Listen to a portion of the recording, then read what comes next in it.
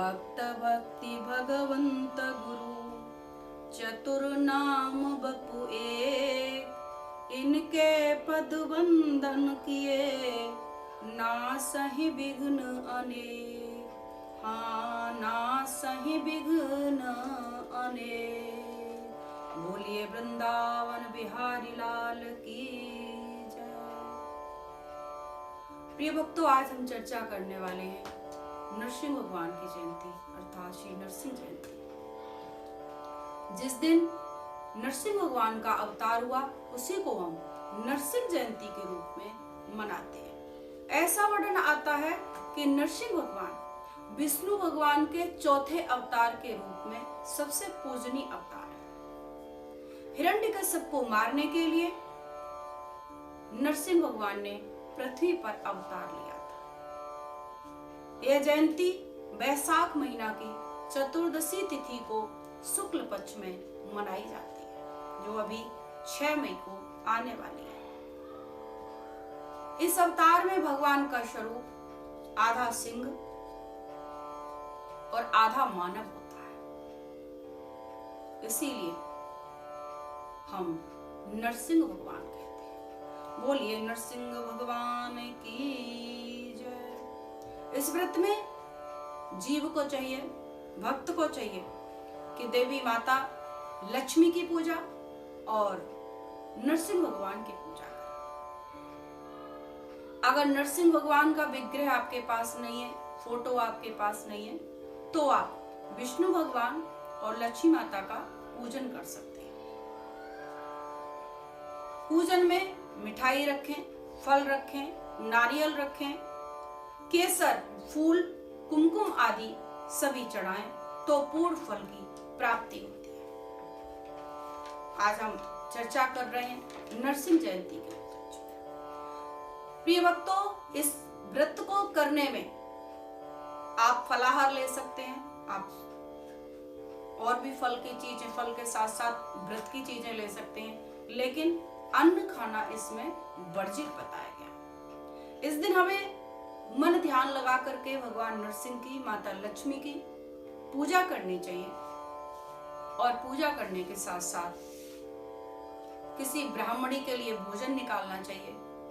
अभी तो लॉकडाउन चल रहा है, तो आप घर में ही ऐसी व्यवस्था बनाएं कि जब लॉकडाउन खुलेगा तब उस सामान को जाकर के आप दे सकें। इस नरसिंह भगवान के व्रत में दान का बहुत बड़ा महत्व है। आप दान करें, जरूरतमंदों को तिल, कपड़े, भोजन और पीली धातु का विशेष दान करने में महत्व बताया गया। इसमें स्वर्ण का दान विशेष बताया गया है। अगर किसी के पास स्वर्ण न हो दान करने के लिए तो पीली धातु, पीला वस्त्र, पीला भोजन भी दान कर सकता है। भगवान नरसिंह का अवतार बुराई पर अच्छाई और हार पर जीत का प्रतीक माना गया है, शक्ति का प्रतीक माना गया है। भक्त अपने शत्रुओं पर विजय प्राप्त करने के लिए इस व्रत का पालन करें।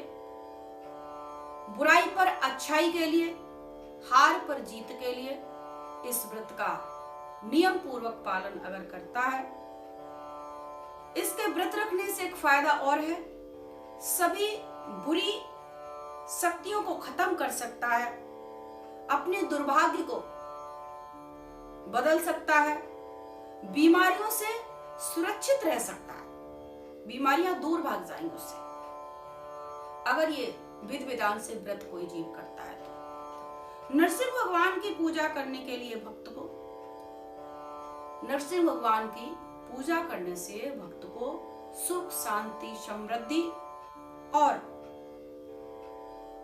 जीत, समृद्धि के साथ साथ साहस और जीत का सहारा मिलता है। साहस और जीत का आशीर्वाद प्राप्त होता है।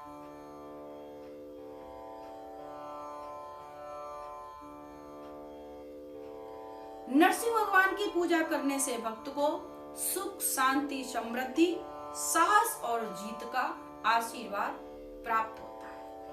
आप सभी जानते हैं नरसिंह भगवान की कथा। बहुत समय पहले की बात है कि महर्षि कश्यप और दिति माता के 2 पुत्र थे। एक का नाम हिरण्याक्ष और एक का हिरण्यकश्यप था। जब पृथ्वी को उठा के ले चला, हिरण्याक्ष ले जा रहा था पाताल लोक में, उसी समय भगवान विष्णु ने 12 भगवान का अवतार रख करके प्रकट हुए और पृथ्वी को छुड़ा करके शेषनाग की पीठ पर स्थापित कर दिया। इस अपने भाई की मृत्यु से हिरण्यकश्यप बदले का भाव भगवान के प्रति रखने लगा, बहुत क्रोध में चलने लगा और फिर हिरण्यकश्यप ने ब्रह्मा जी के लिए साधना की, ब्रह्मा जी को प्रसन्न किया। प्रसन्न करके ब्रह्मा जी को वरदान प्राप्त कर लिए, न कोई मुझे नर मार सके, न कोई मुझे पशु मार सके, न आकाश में मरूं, न पाताल में मरूं, अनेकों प्रकार के उसने मृत्यु पर जीत हासिल कर ली। और जैसे ही उसे वरदान प्राप्त हुआ, जीव की स्थिति होती है जब भगवान की कृपा मिल जाती है, भगवान का आशीर्वाद मिलता है, जब सहारा सुखों का मिलता है, तो जीव को अहंकार आ जाता है। हिरण्यकश्यप ने ब्रह्मा जी से वरदान प्राप्त करके, वरदान जैसे ही प्राप्त किया, अहंकार में भर गया, अपनी पूजा लोगों से कराने लगा, भगवान की पूजा बंद करा दी, स्वयं को ही भगवान समझने लगा। तीनों लोकों में उसके अत्याचार से हाहाकार मच गया। उधर हिरण्यकश्यप के घर एक पुत्र हुआ। हिरण्यकश्यप का पुत्र आप सभी परिचित हैं, जिसका नाम भक्त प्रहलाद है। परम वैष्णव बना, परम भक्त हो गया। अब तो वो जितनी हिरण्यकश्यप मना करता था कि बेटा प्रहलाद आपको श्री हरि का नाम नहीं लेना, वो उतना ही ज्यादा लेता था। क्योंकि आप जानते हैं, जब प्रहलाद जी अपने मित्रों के साथ पढ़ाई करते थे, गुरुजी तो पढ़ाते नहीं थे, लेकिन वो जल्दी जल्दी पढ़ाई करने के बाद में गुरुजी के राम नाम न पढ़ाने पर भी वो भक्ति में, वो राम नाम में वो लीन हो जाते थे। दोस्तों ने कहा, प्रहलाद ये जो तुम भक्ति करते हो, अभी बताओ तुम्हारी क्या उम्र है? जब उम्र आएगी तब कर लेंगे, अभी इसमें क्यों इतने लीन रहते हो? तब प्रहलाद ने उन्हें संदेश दिया कि उम्र जीव की कितनी है? मान लो 100 वर्ष होगी। अब 100 वर्ष में वैसे तो आजकल कलयुग में है नहीं 100 वर्ष, कोई जीता नहीं। मान भी ले अगर 100 वर्ष होती है तो 100 वर्ष का आधा हो गया 50 को पहले ही निकाल दो। अब कहोगे कैसे? क्योंकि दिन और रात तो सो के निकालता है ना जी, तो 50 शेष बच गए। अब 50 में से आप सोचिए कितना बचपन में चला जाता है, फिर जब युवा होते हैं तो खेल में चले जाते हैं, तो कब करोगे? बुजुर्ग में याद रखो, 80 वर्ष के जब होते हैं, 70 वर्ष के होते हैं, मुख में दांत ही नहीं होते, हाथ में जान नहीं होती, कैसे भगवान का नाम लोगे? इसलिए मित्रों, हे प्यारे मेरे सहपाठियों, भक्त प्रहलाद कहते हैं भगवान का नाम कीर्तन तो युवावस्था में लेना चाहिए। आप भगवान का नाम लो, आप श्री हरि का नाम लो। बोले वो तो सब ठीक है, पर आपको ये ज्ञान मिला कहां से? आपको गुरुजी पढ़ाते नहीं और आपके घर का वातावरण है नहीं, हिरण्यकश्यप आपके पिताजी तो मना करते हैं, तो कैसे आपको ज्ञान मिला? इतना राम का नाम कैसे आप लेते हो? तब भक्त प्रहलाद कहते हैं कि देवर्षि नारद जब दैत्यों के ऊपर देवताओं ने आक्रमण कर दिया था, तब इंद्र मेरी माता को लेकर के जा रहा था और उसी समय देवर्षि नारद जी वहां मिले। इंद्र तो ये क्या कर रहा है? ये हिरण्यकश्यप की पत्नी को कहां लेके जा रहा है? इस देवी को कहां लेके जा रहा है? अरे मेरे शत्रु का बालक इसके घरों में है, मैं इसको नहीं मारूंगा। जब ये बालक पैदा हो जाएगा, इंद्र कहता है, उस बालक को मार दूंगा। फिर इस कयाधु को छोड़ दूंगा, मैं इस देवी को छोड़ दूंगा। देवर्षि नारद जी कहते हैं कि अरे इंद्र, तुझे नहीं पता, शर्म नहीं आती? एक देवी को तू किडनैप कर रहा है, एक देवी की आबरू उजाड़ने पर तुला हुआ है। वैसे तो तू राजा है। अरे इसका तू क्या, इसका तो कोई जगत में बाल बांका नहीं कर सकता। बोले वो कैसे महाराज? बोले कयाधु के उदर में, कयाधु के गर्भ में भगवान विष्णु का परम भक्त है, उसका कोई बाल बांका नहीं कर सकता, तू क्यों घबरा रहा है? ऐसा सुनकर के इंद्र ने माफी मांगी और मेरी माता की परिक्रमा की। मेरी माता की परिक्रमा करने के बाद इंद्र अपने राज सिंहासन को संभालने चला गया और देवर्षि नारद मेरी माता को अपने आश्रम में ले आए और बोले, बेटी जब तक तुम्हारे पति नहीं आ जाते हैं, जब तक तुम सुरक्षित फील न करो, तब तक जब तक चाहो रह सकती है। और वहीं मेरी माता को देवर्षि नारद जी ने हरि नाम संकीर्तन की, हरि नाम की महिमा, राम नाम की महिमा, मेरी माता को ज्ञान दिया, भागवत का ज्ञान दिया। और वहां जब ज्ञान दे रहे थे तो मैं पेट में था, मैं उदर में था, मैं गर्भ में था। मित्र बोले, भैया प्रहलाद, तू तो लोग कहते सुने कि पेट को पढ़ो बहु आओ है, पेट को सीखो बहु आओ है, तू तो सच्ची मुच्ची ही पेट को पढ़ो बहु आओ है। और फिर प्रहलाद के जो मित्र थे वो भी भगवान का कीर्तन करने लगे। और जब भगवान का कीर्तन करने लगे, भगवान का नाम सिमरन करने लगे, तो गुरुजी को बड़ी चिंता हुई कि हिरण्यकश्यप देख लेगा और सोचेगा कि ये गुरुजी ने पढ़ाया। दौड़ा दौड़ा आया, गुरुजी दौड़े दौड़े आए, हिरण्यकश्यप से कहते हैं, महाराज मैंने नहीं कुछ पढ़ाया, ये तो पता नहीं कैसे भक्ति में लीन है, कैसे राम राम जप रहा है, कैसे नारायण नारायण जप रहा है, श्री कृष्ण गोविंद हरे मुरारी, हे नाथ नारायण वासुदेव। कहां से नारायण नारायण कह रहा? हिरण्यकश्यप भक्त प्रहलाद के पिताजी हिरण्यकश्यप क्रोध में भर गए और दुखी मन से बैठे ही थे, क्योंकि आप सब परिचित हैं, प्रहलाद के ऊपर बड़ा अत्याचार किया उसके पिता हिरण्यकश्यप ने। पहाड़ों से गिराया, खौलते जल तेल में गिराया और जल में डुबाया, लेकिन कहीं भी उनकी मृत्यु नहीं हो सकी। एक समय ऐसे ही दुखी मन से जब बैठा था तो हिरण्यकश्यप की बहन होलिका जी आई। भैया आप इतने उदास क्यों हैं?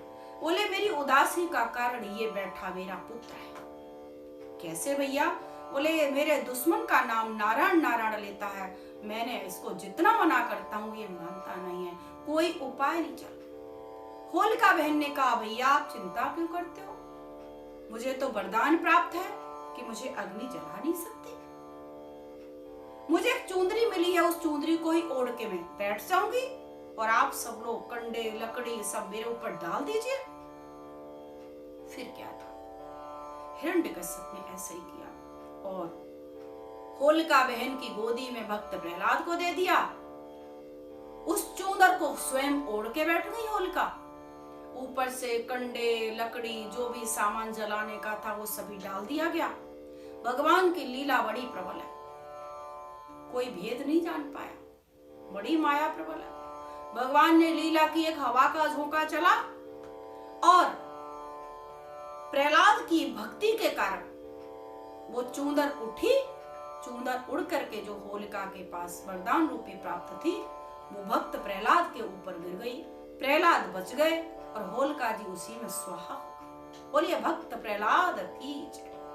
प्रहलाद आए और सभी भक्तों से मिलने लगे, बड़ों के चरण वंदन करने लगे, नारायण नारायण कहते हुए जब निकल के आए, आप सभी जानते हैं उसी दिन को हम लोग होलिका दहन करते हैं और उसी दिन से होली मनाते हैं।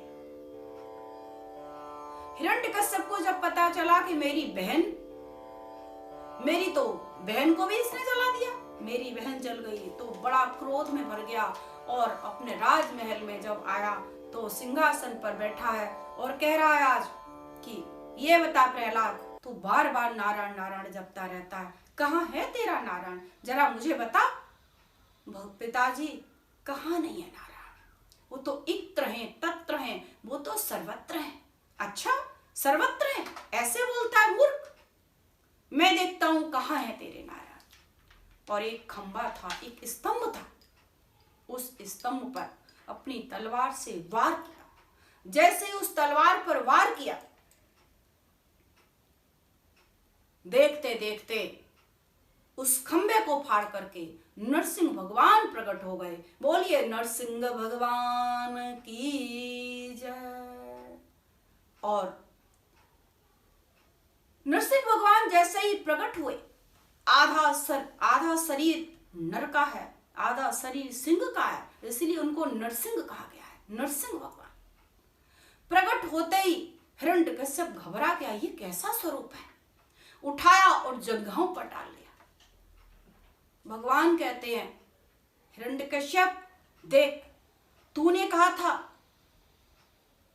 कि मेरी मृत्यु घर के अंदर न हो, घर के बाहर न हो। देख, मैं तुझे दहलीज पर लेके बैठा। तूने कहा था मुझे अस्त्र न मार सके, मुझे शस्त्र न मार सके। देख, मैं तुझे अपने नाखूनों से चीरने वाला। तूने कहा था आकाश पर नहीं मरूं, पाताल पर नहीं मरूं। देख, मैंने अपनी जंघाओं पर लिटाया हुआ है। तूने कहा था सुबह नहीं, शाम को नहीं मरूं, फिर देख गोधूली वेला, ये सायकालीन वेला है। और देखते देखते भगवान ने अपने नाखूनों से हिरण्यकश्यप का वध कर दिया।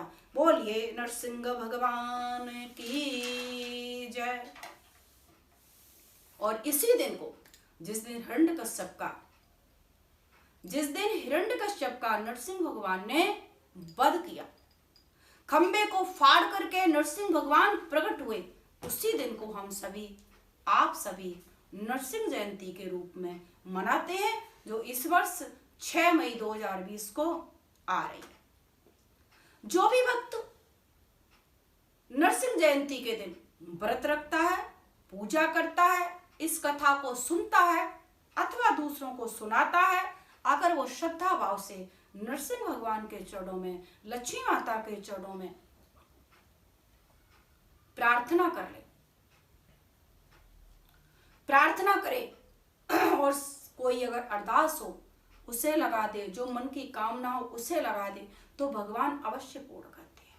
जिस प्रकार से भगवान ने हिरण्यकश्यप के चुंगल से छुड़ा करके भक्त प्रहलाद की रक्षा की, वैसे ही जीव की रक्षा भी भगवान करते हैं। ये नरसिंह जयंती के व्रत करने वाले भक्तों को कोई भी संकट आता है, कोई भी महामारी आती है, तो भगवान आकर के उससे छुड़ा करके, उसके चुंगल से बचा करके भगवान उसकी मदद करते हैं और हर मनोकामना को पूर्ण करते हैं। प्रिय भक्तों, आपने ये कथा, आपने मेरे कई सारे वीडियो पहले भी देखे और बड़ा सराहा है, मैं उसके लिए धन्यवाद करती हूँ। आप लाइक शेयर कर रहे हैं, बहुत बहुत धन्यवाद है। आप इसी तरह से राजगुरुमा चैनल को सब्सक्राइब करते रहें, शेयर करते रहें, बेल आइकन को दबा करके, और मेरे मनोबल को बढ़ाते रहें। अगर आप ऐसा करेंगे तो एक दिन सुनिश्चित होगा कि भगवान की कृपा हम पर, आप पर, सब पर लगातार बरसती रहेगी। इन्हीं शब्दों के साथ आपने मेरे को सुना, मुझे सपोर्ट किया, मेरे मनोबल को बढ़ाया, मैं आपका धन्यवाद पुनः करती हूँ। धन्यवाद, धन्यवाद, धन्यवाद। ब्लेस।